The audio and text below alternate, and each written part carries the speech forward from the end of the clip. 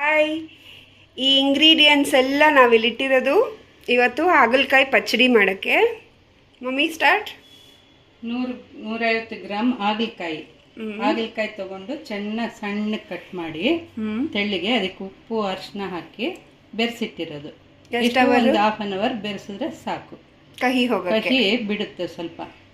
ಮತ್ತೆ ಈ ಗಾತ್ರದಷ್ಟು ಹುಣಸೆ ಹಣ್ಣು ಕಿವುಚಿಟ್ಕೊಂಡಿರೋದು ಇದು ನಾವು. ಹಾಗೆ ಈ ಸ್ಮಾಲ್ ಗಿಟ್ಕಷ್ಟು ಒಣ ಕೊಬ್ಬರಿ, ಇದನ್ನ ರೋಸ್ಟ್ ಮಾಡಿ ಇಟ್ಕೊಂಡಿದ್ದೀನಿ ನಾನು. ಸ್ಲೈಸ್ ಮಾಡಿ ರೋಸ್ಟ್ ಮಾಡಿ ಇಟ್ಕೊಂಡಿದ್ದೀನಿ. ಓಕೆ. ಈಗ 15 ಬ್ಯಾಡಗಿ ಮೆಣಸಿನ್ಕಾಯಿ ಹಾಕಿದ್ದೀನಿ.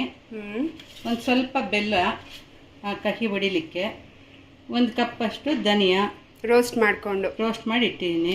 ಬ್ಯಾಡಗಿ ಮೆಣಸಿನ್ಕಾಯಿ ರೋಸ್ಟಾ? ಎಲ್ಲ ರೋಸ್ಟ್ ಮಾಡ್ಕೋಬೇಕು. ಇವಾಗ ಒಗ್ಗರಣೆಗೆ ಸಾಸಿವೆ, ಅರಿಶಿನ, ಇಂಗು, ಉಪ್ಪು ಇದಕ್ಕೆ ಮೊದಲೇ ಹೋಳಿಗೆ ಹಾಕಿರೋದ್ರಿಂದ ಇದಕ್ಕೊಂದು ಸ್ವಲ್ಪ ಕಡಿಮೆ ಹಾಕಿರ್ತೀವಿ. ಎಷ್ಟೊಂದು ಇದಕ್ಕೊಂದು ಸ್ಪೂನ್ ಅಷ್ಟು ಹಾಕಿದ್ದೀನಿ ಅಷ್ಟೇ, ಟೀ ಸ್ಪೂನ್ ಅಷ್ಟು. ಓಕೆ, ರುಚಿಗೆ ಅಷ್ಟೇ.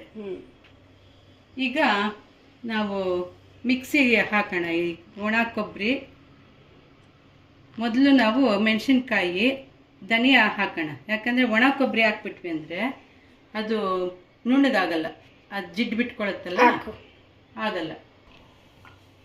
ಮೊದಲಿಗೆ ಧನಿಯಾ ಹುರ್ಕೊಂಡಿರೋದು ಧನಿಯಾ ಇದು, ಮತ್ತು ಈ ಮೆಣಸಿನ್ಕಾಯಿ ಹಾಕೋಣ. ಇದು ಚೆನ್ನಾಗಿ ಪುಡಿ ಆಗಬೇಕೀಗ. ಫೈನ್ ಪುಡಿನಾ? ಹೌದು.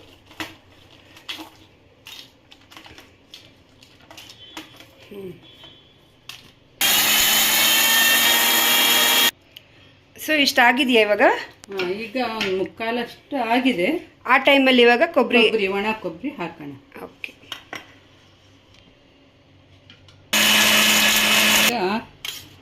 ಈಗ ಕೊಬ್ಬರಿ, ಧನಿಯಾ, ಮೆಣಸಿನ್ಕಾಯಿ ಮೂರನ್ನು ನುಣ್ಣಗೆ ಹೊಡ್ಕೊಂಡಿರೋದು.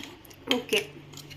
ಇದು ಈ ಟೈಮಲ್ಲೇ ಅಲ್ಲ, ಬೇರೆ ಹೊಡೆದಿಟ್ಕೊಂಡು ರೆಡಿ ಇಟ್ಕೋಬೋದಲ್ಲ? ಬೇರೆ ಟೈಮಲ್ಲೂ ರೆಡಿ ಇಟ್ಕೋಬೋದು, ಆದರೆ ಅದರ ವಾಸನೆ ಸ್ವಲ್ಪ ಕಡಿಮೆ ಆಗುತ್ತೆ. ಓಕೆ. ಸ್ಟವ್ ಹಚ್ಚಿ ಒಂದು ಬಾಣಲೆ ಇಟ್ಟಿದ್ದೀನಿ. ಅದರೊಳಕ್ಕೆ ಒಂದು 50 ಗ್ರಾಮ್ ಅಷ್ಟು ಎಣ್ಣೆ ಹಾಕ್ತಾಯಿದ್ದೀನಿ. ಈಗ ಸಾಸಿವೆ ಹಾಕಿದ್ದೀವಿ. ಬಿಸಿ ಆದಮೇಲೆ ಎಣ್ಣೆ, ಸಾಸಿವೆ, ಅದೆಲ್ಲ ಪಟ ಅನ್ನಬೇಕು.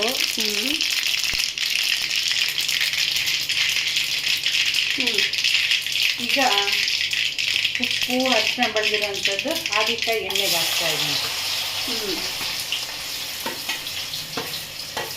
ಇದು ಚೆನ್ನಾಗಿ ಬಾಡಬೇಕು ಅಂತ ಬಾಡಿಸೋದು, ಫ್ರೈ ಮಾಡೋದು.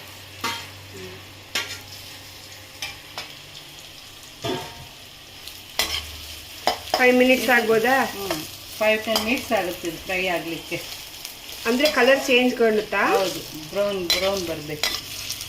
ಬ್ರೌನ್ ಬರೋ ತನಕ ಫ್ರೈ ಮಾಡಬೇಕು.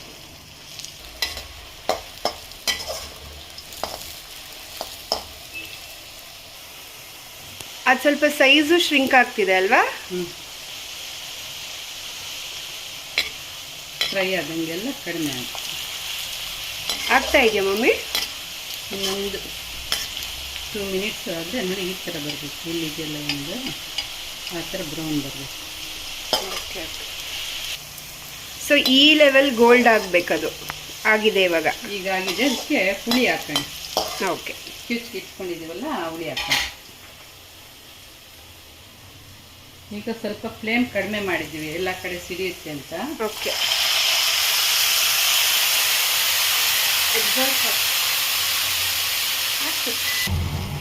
ಈಗ ಇದು ಹುಳಿಯಲ್ಲಿ ಎಷ್ಟು ಕುದಿಬೇಕಾ? ಕುದಿಬೇಕು, ಹೋಳಿಗೆಲ್ಲ ಹೇಳ್ಕೊಡಂಗೆ ಆಗಬೇಕು. ಇದರೊಳಕ್ಕೆ ಈಗ ಒಂದು ಸ್ವಲ್ಪ ಅರಿಶಿನ ಹಾಕ್ತಾ ಇದ್ದೀನಿ. ಹಿಂಗೇನೆ ಇವಾಗಲೇ ಹಾಕ್ಬೋದು. ಈಗಲೇ ಅರಿಶಿನ ಮತ್ತು ಇಂಗು ಹಾಕ್ತಾ ಇದ್ದೀನಿ. ನಮಗೆ ಎಷ್ಟೆಷ್ಟು ಬೇಕೋ ಅಷ್ಟು ಹಾಕ್ಕೋಬೋದು. ಉಪ್ಪು ಮಾತ್ರ ಒಂದು ಟೀ ಸ್ಪೂನ್ ಅಷ್ಟು ಹಾಕಿದ್ದೀನಿ ಈಗ, ಯಾಕಂದರೆ ಹೋಳಿಗೆಲ್ಲ ಬೆಳೆದಿರ್ತೀವಲ್ಲ, ಜಾಸ್ತಿ ಆಗುತ್ತೇನೋ ನೋಡಿಕೊಂಡು. ಕಡಿಮೆ ಇದ್ದರೆ ಆಮೇಲೆ ಹಾಕ್ಕೋಬೋದು. ಬೆಲ್ಲ ಹಾಕ್ತಾಯಿದ್ದೀನಿ. ಇದೆಲ್ಲ ಕುದಿ ಬರಬೇಕು ಚೆನ್ನಾಗಿ, ಆಮೇಲೆ ಖಾರ ಅದು ಹಾಕ್ಬೇಕು. ಎಷ್ಟು ನಿಮಿಷ ಕುದಿಬೇಕು? ಚೆನ್ನಾಗಿ ಒಂದು 10 ನಿಮಿಷ ಕುದಿಬೇಕಾಗುತ್ತೆ. ಓ ಕಲಿಸ್ಬೇಕಾ ಮಮ್ಮಿ? ತಳ ಹತ್ತಿದ್ದೀರಾ ಆವಾಗ ಅವಾಗ ಕೈ ಆಡಿಸ್ಬೇಕು. ಬೆಲ್ಲ ಹುಳಿ ಎಲ್ಲ ಇರುತ್ತಲ್ಲ, ತಳ ಹಾಕ್ಬೇಕು. ಈ ಕುದಿ ಬಂದಿದೆ. ಕುದಿ ಬಂದಿದೆ. ಫ್ಲೇಮ್ ಕಡಿಮೆ ಮಾಡಿಕೊಂಡು ಅದಕ್ಕೆ ಈ ಒಣ ಮೆಣಸಿನ್ಕಾಯಿ, ಕೊಬ್ಬರಿ, ಮಿಕ್ಸ್ ಆಗಿರೋ ಖಾರ ಹಾಕ.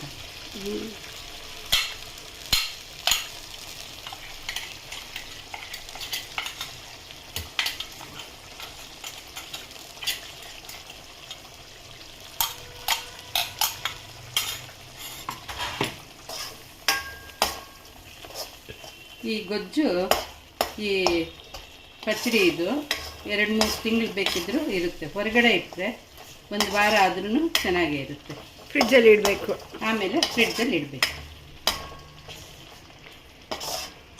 ಈಗ ಇದು ಮಿಕ್ಸ್ ಮಾಡಿದ್ಮೇಲೆ ಎಷ್ಟು ನಿಮಿಷ ಕುದಿಸ್ಬೇಕು? 5 ನಿಮಿಷ ಸಾಕು. ಅದು ಹಸಿ ವಾಸನೆ ಎಲ್ಲ ಹೋಗಂಗೆ. ಹಾಂ, ಈ ಖಾರ ಎಲ್ಲ ಹಿಡಿಬೇಕಲ್ಲ, ಅದು ಚೆನ್ನಾಗಿರುತ್ತೆ. ಅಷ್ಟೇ, ಮುಗೀತಾ? ಮುಗೀತು. ಓಕೆ, ಬಾಯ್. 1 ನಿಮಿಷ ಇತ್ತು ತೆಗಿ.